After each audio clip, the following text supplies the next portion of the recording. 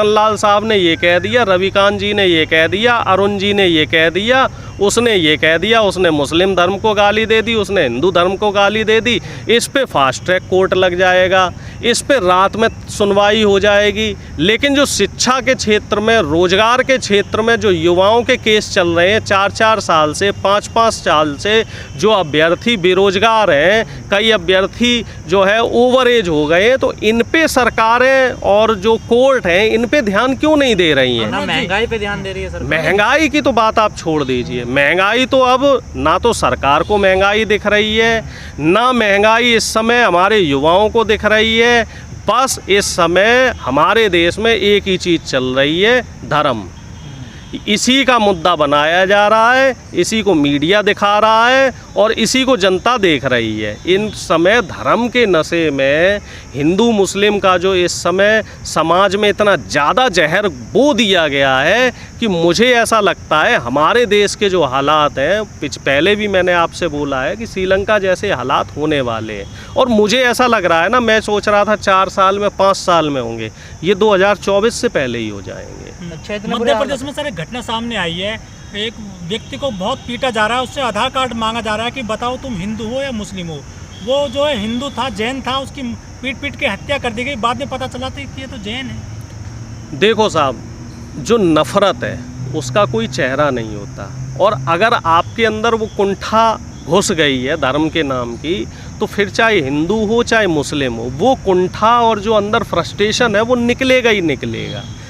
अब कई वीडियो, तमाम एक वीडियो और आया है, उसमें एक व्यक्ति को 4-5 आदमी मिलके, एक युवा ही है, उसको पीट रहे हैं, लाठियों से पीट रहे हैं, लोहे की रॉड से पीट रहे हैं, सिर्फ इसलिए पीट रहे हैं कि वो शायद मुस्लिम धर्म का है। और उससे वो लड़के ये कह रहे हैं कि तू भैया जय जय बजरंग बली बोल, और भारत माता की जय बोल, वंदे मातरम बोल, और ये बोल और वो बोल।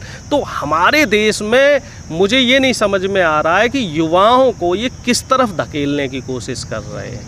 और जहाँ मुस्लिम मेजॉरिटी है वो लोग फिर हिंदुओं को परेशान कर रहे हैं, जहाँ हिंदू मेजॉरिटी है वो लोग मुस्लिमों को परेशान कर रहे हैं। अब ऐसा ना समझें, एक तरफ से मत देखें, आप ये ना समझें कि सिर्फ हिंदू ही हैं जो मुस्लिमों को टारगेट कर रहे हैं। जहाँ पे मुस्लिमों को मौका मिल रहा है वो हिंदुओं को टारगेट कर रहे हैं। और इसी तरह का माहौल इस समय जो हमारी मौजूदा सरकार है, भारतीय जनता पार्टी, वो इसी तरीके का माहौल बनाना चाहती है। और इसी तरह के माहौल का सपना इन लोगों ने, जब आरएसएस की स्थापना हुई थी सन 1921 में, तो इसी तरह के माहौल का इन लोगों ने सपना देखा था कि देश को हम लोग नफ़रत की आग में जलाएंगे।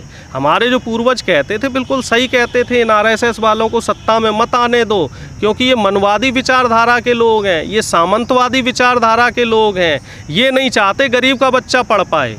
क्यों बीच में जो ब्रिटिशर्स ने हुकूमत करी और उन्होंने गरीबों के, दलितों के, पिछड़ों को, बच्चों को वोट डालने का अधिकार दिया, शिक्षा का अधिकार दिया, तो उस अधिकार से ये मनवादी विचारधारा के लोग उस अधिकार से एक आम आदमी को वंचित करना चाहते हैं।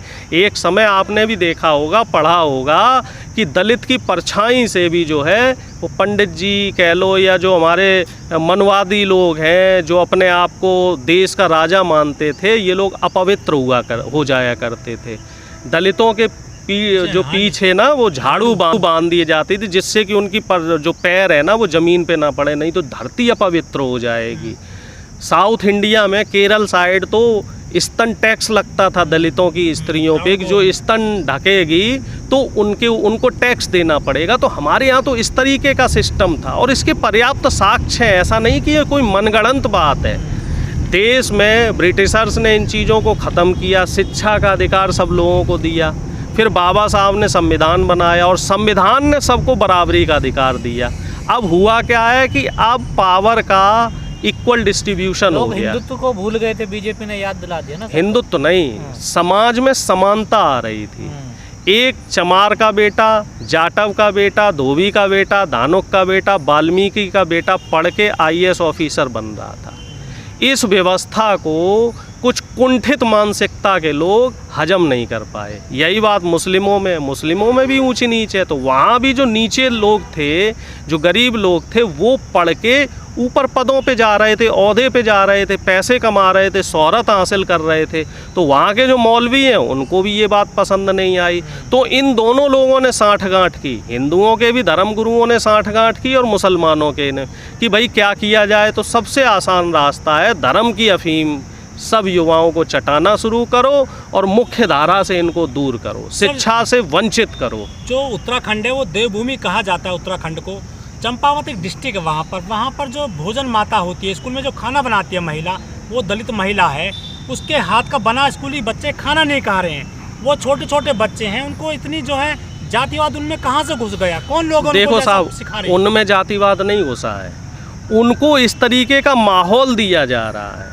अब एक बात बताइए, जहाँ आपको पता है कि ये बच्चा दलित है तो वो तो आप भोजन नहीं कर रहे हैं, लेकिन जो फास्ट फूड आता है, जो बिस्किट आते हैं, जो चॉकलेट्स आती हैं, जो तमाम चीज़ें जो बच्चे खाते हैं, चिप्स खाते हैं, क्या आपको मालूम है कि वो किसके हाथ के हैं? ज़रूरी है कि वहाँ सवर्ण का बच्चा ही जो है वो उसको बना रहा हो सकता है वहाँ कोई मुस्लिम उसको बना रहा हो, कोई दलित उस फैक्ट्री में काम कर रहा हो।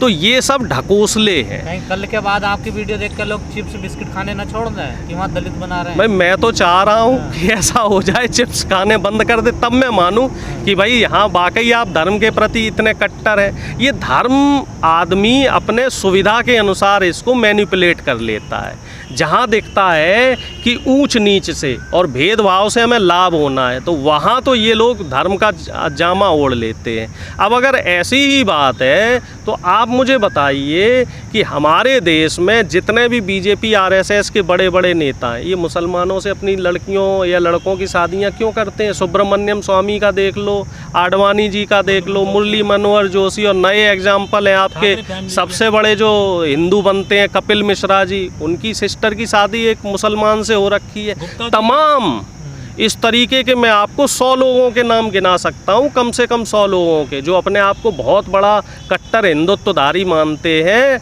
और इन लोगों ने मुसलमानों के साथ रिश्ते किए हैं। इनका तो सीधा फ़लसफ़ा है कि अगर अमीर मुसलमान है तो वो आपका रिश्तेदार है और गरीब मुसलमान है तो वो देशद्रोही है, आतंकवादी है। तो इस तरह का ये माहौल क्रिएट कर रहे हैं, ये दो तरह का माहौल क्रिएट कर रहे हैं। सिर्फ अमीरों को तो अपने साथ रखना चाहते हैं, चाहे वो मुसलमान हो चाहे हिंदू हो, और अगर वो गरीब है तो उसको और गरीब करना चाहते हैं और गरीबों को आपस में लड़वाना चाहते हैं। सर, दलित को यहाँ खाना भी खा रहे हैं बीजेपी के मंत्री नेता, लेकिन जातिवाद तो ख़त्म नहीं हो रहा है फिर भी समाज। देखो साहब, ये ख़त्म नहीं करना चाह रहे, आप फिर इस चीज़ को समझो। अगर ये चीज़ें ख़त्म कर देंगे, सामाजिक जो विषमता ख़त्म कर देंगे, तो फिर ये वोट किस नाम पे लेंगे? जो इनकी रोजी रोटी चल रही है वो धर्म के और जाति के नाम पे ही चल रही है। हमारे समाज से जो जाति व्यवस्था है ये कभी ख़त्म नहीं हो सकती।